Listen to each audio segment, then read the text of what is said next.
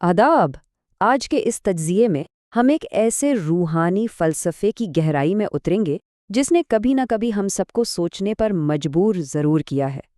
हमारा आज का सोर्स मटेरियल इस अहम सवाल का जवाब देता है कि आखिर क्यों इंसानियत अक्सर अपनी सबसे कीमती नेमतों और खुशहालियों से अचानक महरूम हो जाती है।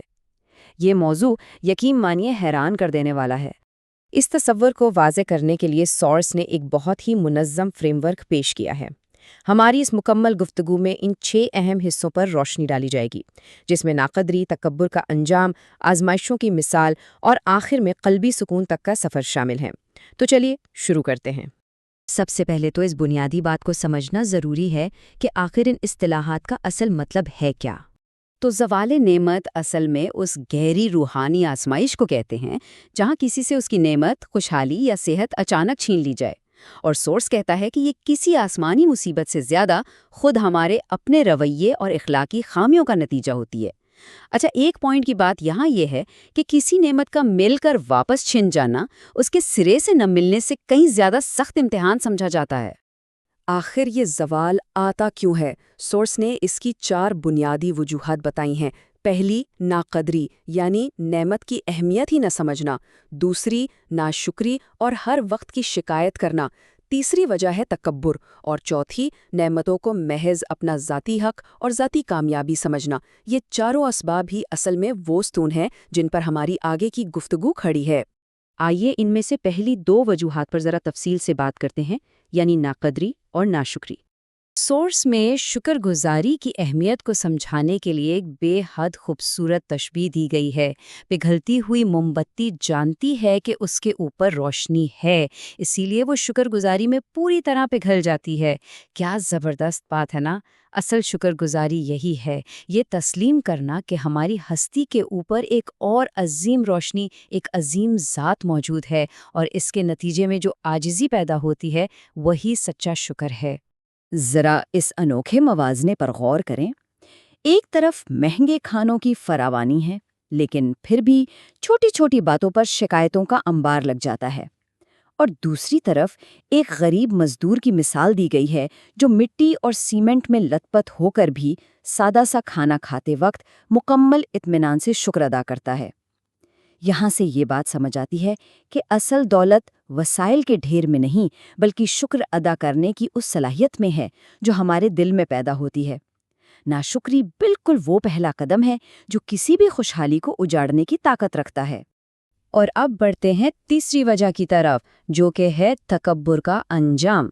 ये वो मकाम है जहाँ कोई तोहफा किसी शख्स के लिए तबाही में बदल जाता है। तारीख के 2 अहम किरदारों की मिसाल से इस बात को बेहतरीन अंदाज में वाज़े किया गया है। पहले कौरून, जिससे बेतहाशा दौलत मिली, लेकिन उसने तकब्बुर किया, ज़कात को तावान समझा और इसे देने से इनकार कर दिया। नतीजा, वो अपने खजानों समेत ज़मीन में धंस दिया गया। इसके बिल्कुल बरक्स हज़रत उमर की मिसाल देखें।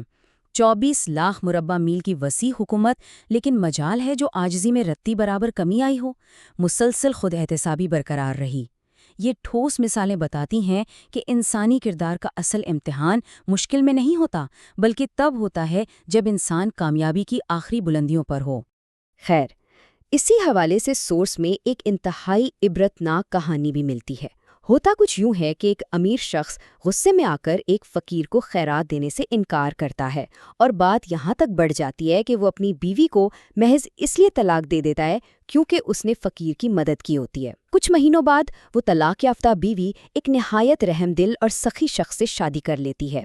फिर कुछ सालों बाद उनके नए घर के दरवाजे पर एक फ़कीर दस्तक देता है, और ज़रा सोचिए वो कौन था। वो मांगने वाला उसका अपना पहला मगरूर शौहर था, जो अब पूरी तरह मुफलिस हो चुका था। वक्त का पंसा ऐसे पलटता है, तकब्बुर की वजह से हालात कितनी तेजी से बदलते हैं, ये कहानी इस बात का जिंदा सबूत है। चौथी वजह जो सोर्स बताता है वो एक बारीक रूहानी रुख है, यानी नेमत पर अपना ज़ाती हक जताना। देखें, जब कोई खुशहाली आती है ना, तो सोर्स के मुताबिक वो सिर्फ उस एक शख्स का हक नहीं होती। उसमें छुपे हुए तरीके से माशरे के कमज़ोरों, यतीमों और ज़रूरतमंदों का हिस्सा भी शामिल होता है।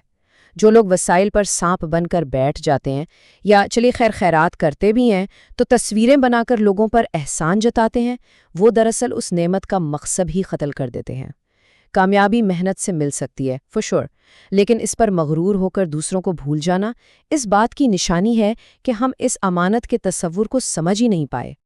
اب ان تمام اسباب کو ایک جگہ جمع کر کے سمجھنے کے لیے آئیے اس سورس کی ایک بہترین کہانی کا رخ کرتے ہیں۔ تو کہانی میں 3 افراد ہیں، ایک جسے کوڑ کی بیماری ہے، ایک جس کے سر پر بال نہیں اور ایک نابینا۔ جب انہیں پہلی دفعہ شفا اور دولت دی جاتی ہے تو ایک فرشتہ بھیس بدل کر ان سے باری باری مدد مانگتا ہے۔ پہلے 2 لوگ صاف انکار کر دیتے ہیں، وہ دعویٰ کرتے ہیں کہ یہ ان کا خاندانی حق ہے، ان کی ذاتی کامیابی ہے۔ نتیجہ یہ نکلتا ہے کہ ان کی شفا اور دولت ان سے واپس چھین لی جاتی ہے۔ لیکن جب یہی فرشتہ نابینا شخص کے پاس آتا ہے تو وہ فوراً اپنا ماضی یاد کرتا ہے۔ وہ تسلیم کرتا ہے کہ ایک وقت تھا جب وہ بے بس تھا، اور وہ دریا دلی سے مدد کی پیشکش کرتا ہے۔ اس عاجزی کی وجہ سے اس کی تمام نعمتیں نہ صرف برقرار رہتی ہیں بلکہ مزید بڑھ جاتی ہیں۔ یہ واقعہ کلیئر کر دیتا ہے کہ اصل امتحان تو کامیابی ملنے کے بعد ہی شروع ہوتا ہے۔ آخر میں ہم آتے ہیں چھٹے حصے کی طرف، حسن ظن اور قلبی سکون۔ اب سوال پیدا ہوتا ہے کہ ان آزمائشوں اور زوال سے بچا کیسے جائے؟ سورس نے اس کا ایک بے حد آسان لیکن اثر انگیز حل بتاتا ہے، اور وہ ہے دل کی حفاظت۔ اگر حسد سے بچنا ہے تو سب سے پہلا عملی قدم یہ ہے کہ دوسروں کی دولت اور نعمتوں کا حساب لگانا چھوڑ دیا جائے۔ دوسرا قدم یہ ہے کہ مکمل توجہ اپنی اندرونی نیتوں کو پاک کرنے پر ہو، اور تیسرا، چاہے حالات کتنے ہی سخت کیوں نہ ہوں، ہمیشہ ایک مثبت اور بہترین گمان رکھا جائے، حسن ظن کا دامن کبھی نہ چھوڑا جائے۔ اسی بات کو تصدیق کرنے کے لیے ایک جذباتی واقعہ شیئر کیا گیا ہے۔ ایک صحابی جو اس قدر بیمار اور بے بس تھے کہ ہلنے اور کھانے تک سے قاصر تھے، لیکن ایسے حالات میں بھی ان آنسوؤں کے ساتھ ان کے چہرے پر ایک مکمل اطمینان تھا۔ انہوں نے فرمایا کہ وہ خوشی سے اسی لیے روتے ہیں کیونکہ انہیں یقین ہے کہ ان کا بنانے والا ان سے بے حد محبت کرتا ہے اور رحم کرنے والا ہے۔ جسٹ امیجن، ایسے مشکل حالات میں بھی مکمل اطمینان، اور انہیں اسی بات پر ہمیشہ کی کامیابی اور جنت کی بشارت ملی۔ حقیقی نعمت ذہن کی اس مثبت حالت اور سکون کا ہی دوسرا نام ہے۔ سورس ایک آیت کا حوالہ دیتا ہے جس کا مفہوم کچھ یوں ہے کہ تم کوئی بات چھپا کے کرو یا اعلانیہ، وہ تو دلوں کے حال جانتا ہے۔ یہ حوالہ اس بات کو بالکل واضح کر دیتا ہے کہ ہمارا ظاہری دکھاوا بالکل بے معنی ہے۔ اصل روحانی کامیابی صرف اور صرف اس عاجزی، شکر اور صاف نیت پر منحصر ہے جو ہمارے دلوں کی گہرائیوں میں چھپی ہے۔ اور اسی کے ساتھ ہم آج کے اس تجزیے کو مکمل کرتے ہیں، لیکن جانے سے پہلے سورس ہمیں ایک نہایت گہرے سوال کے ساتھ چھوڑ جاتا ہے۔ کیا ہم اپنی توانائی دوسروں کی نعمتوں کو گننے میں ضائع کر رہے ہیں، یا پھر ہم عملی طور پر اپنے دلوں کو پاک کر رہے ہیں تاکہ جو کچھ ہمیں عطا کیا گیا ہے اسے محفوظ رکھ سکیں؟ ذرا اس پر سوچئے گا ضرور۔ امید ہے یہ گفتگو آپ سب کے لیے مددگار ثابت ہوئی ہوگی۔ اگلی بار ایک نئی وضاحت کے ساتھ حاضر ہوں گے۔ تب تک کے لیے خدا حافظ۔